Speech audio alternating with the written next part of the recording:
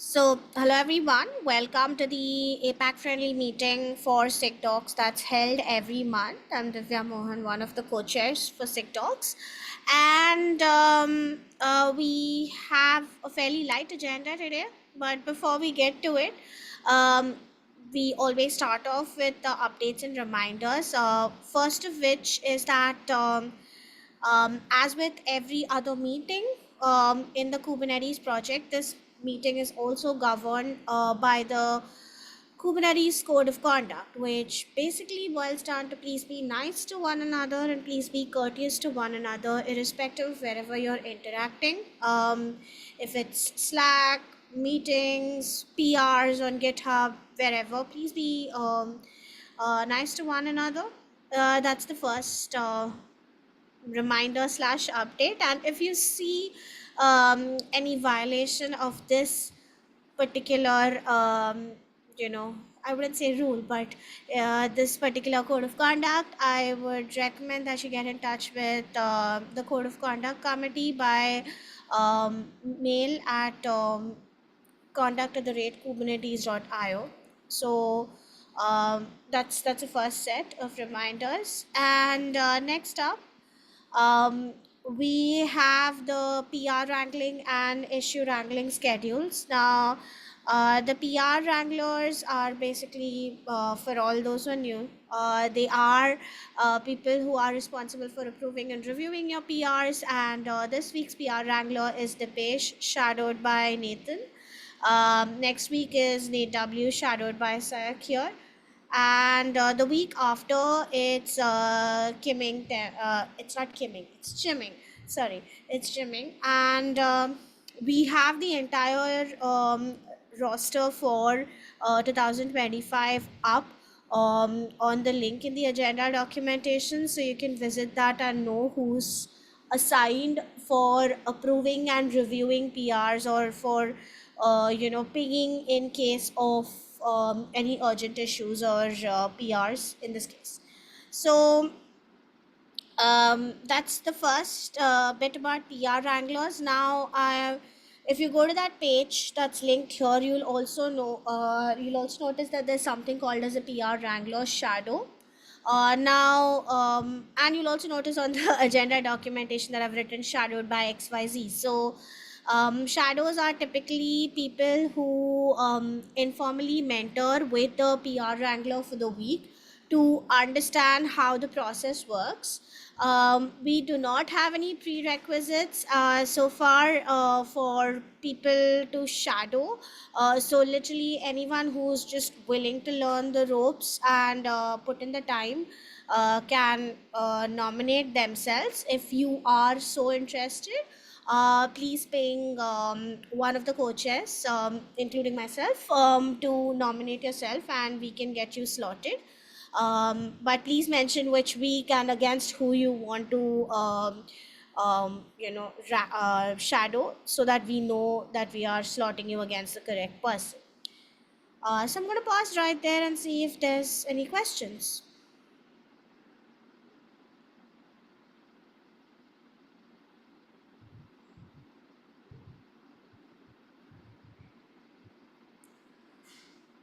All right, so I am assuming the silence means no questions.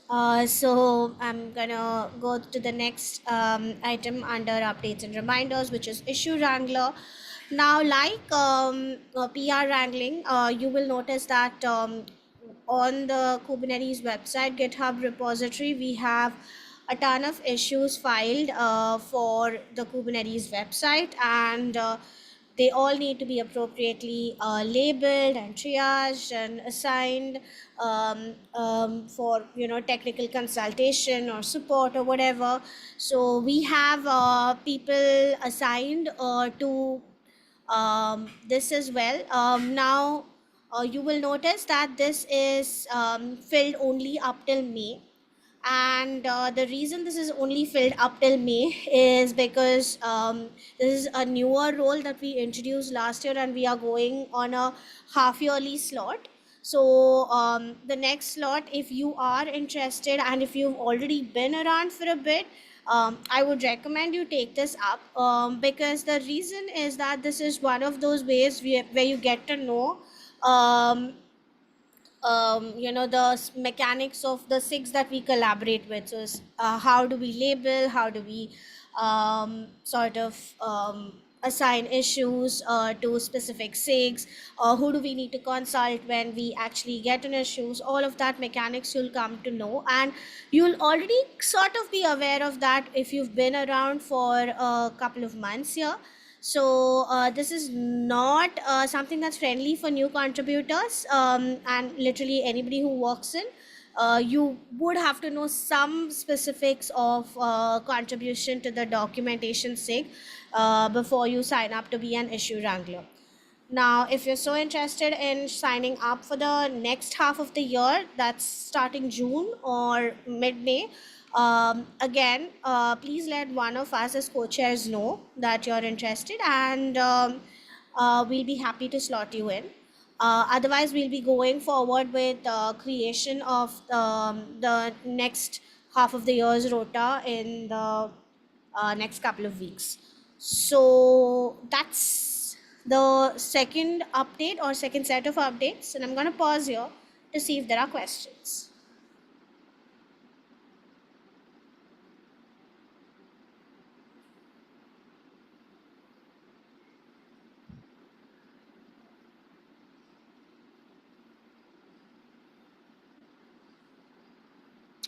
All right. So a silence is a no, apparently. And last bit about the updates and reminders. If you would like an access to the edit this agenda, and access to all the calendar invites against the documentation SIG, please join our Google group. It's linked in the agenda documentation here. If you see I've not signed in, that's the reason why I don't have edit access. But please do join the SIG Docs Google group for any calendar invites and edit access to the agenda. So with that, we're going to go to the agenda items for the day. And like I said, um, it's fairly light, except for the one, I think, PR that Sayak has entered. So release 1.33. Sriram, since you're here, do you want to talk to the docs and com status? I've just put it in from the Slack channel, but do you want to talk to it today? Yeah, I think I'll just mostly read out what is already written, but I know that the status is green for both comms and Slack. Sorry, comms and docs. The comms team, I know that the Ryota had posted a list of PRs for the release blogs. Some of them are merged, and the comms team would like update the draft status from true Yep. to false based on the release schedule. But Yeah. we have a bunch of PRs which have LGTM, but they have like changes that are requested also. So that is one thing that is coming up. But the release announcement PR is like approved and merged, and like once the release is cut, they will update the status of that also. And for the release notes as well, the PR is ready and approved, and once we cut the release, it will be like merged today, and Ryan, who's the docs lead, would be taking care of that. But everything is ready, and we are like ready for release. Right. And just to add on to that, all the PRs right now against K website are on hold, because we have the docs freeze going on. So nothing will be merged till the official docs PR is sort of merged as well. So yeah, that's pretty much it. If you want to check out the official docs PR, you can see that. You can also check out all the other components of the release process related to docs and comms here. But yeah, that's pretty much it. Thank you for that update, Sriram. And yeah, now I think we'll go to Sayak's pull request. I'm just gonna open it here. Hopefully it does open. Okay. Sayak, do you want to talk to this, please? Sure. So this pull request is part of the cleanup that we are doing for upgrading Doxy in the website, and it's like a tricky PR because like we are removing a redundant parameter that is present in a page called the no title parameter. But this particular page, which is a French translation, has not been updated for a while, so it is out of sync with the English one. And the way that things work is that, like, if we update a page, um the the script which is used to detect out of sync translations will think that this is up to date, because the script only takes into account like when was the page last changed. So if I just remove the parameter, the script will not detect that this page is still out of date. So I'm caught between like what to do exactly. Like, should I update this whole page using machine translation and remove the parameter, or should I update this page in a different PR, and only when that PR gets merged, then I change this parameter? Or updating this page, maybe I create an issue and leave it for the French translation team to take up, and I just remove the parameter. So I just wanted to have some like discussions and opinions around what exactly I should be doing in this case. Thank you for that. But before I give my opinions, does anybody else have opinions on this call? I'd like to hear from you all as well before I give my opinion.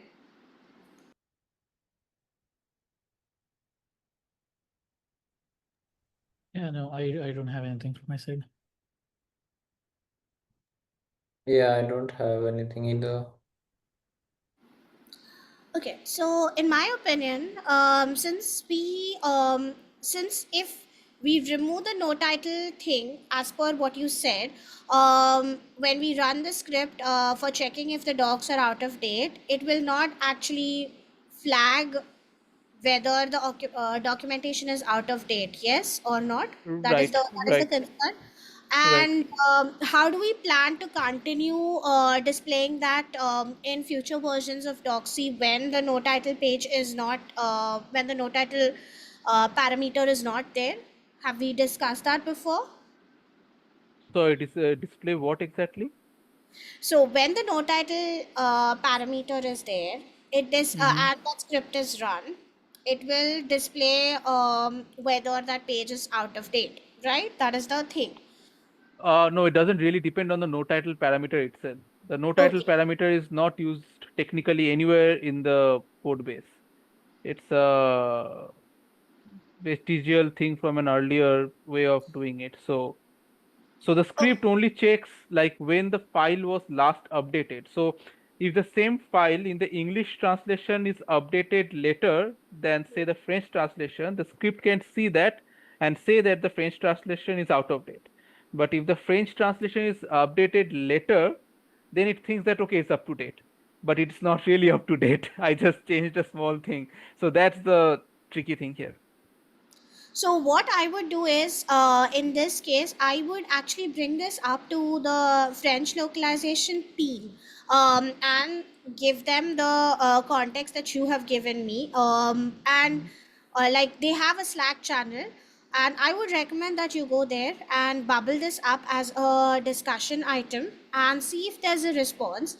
If there is a response, then we abide by that, because again, for every localization, their approval and review process is very different. So as a central um, as like the co-chair for the docs, I can say that okay, this works, but we also give the autonomy to individual localization teams to decide on their approval and review process. So I would recommend that you go and bubble this up in the French Slack channel, and you know give the same context that you did here, and from there, if they respond, uh,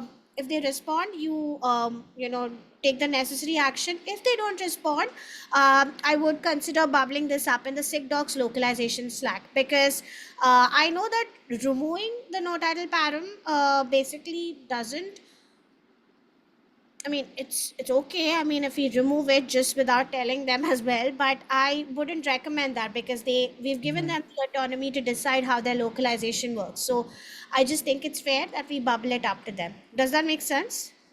Sure, sure. I will actually mention it in the localization Slack channel itself, since I had already put it on the French channel. But yeah, Hmm. I'll bubble it up to the Yeah, localization yeah. channel. And if you need help with like reaching out to people or the approvers or reviewers from the French localization, please do let me or one of the chairs or even one of the localization leads know.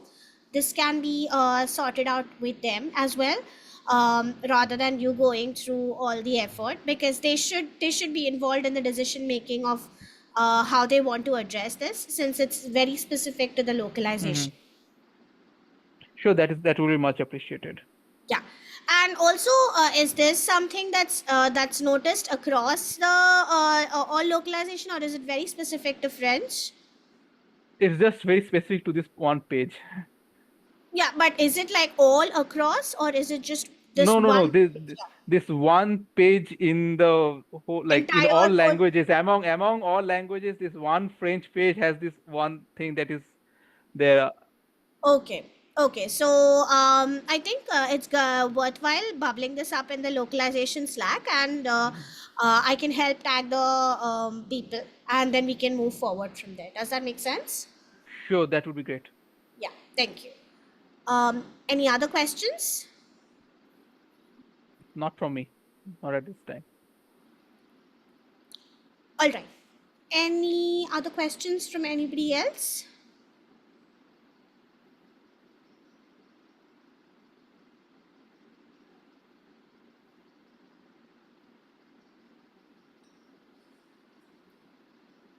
Okay, so I assume there are no questions. And with that, we can, give you back the 37 minutes that are remaining. So have a nice day, folks. And see you next time. Yeah. Bye bye, everyone. Bye. Thanks, folks. Bye Bye. bye. Thank you.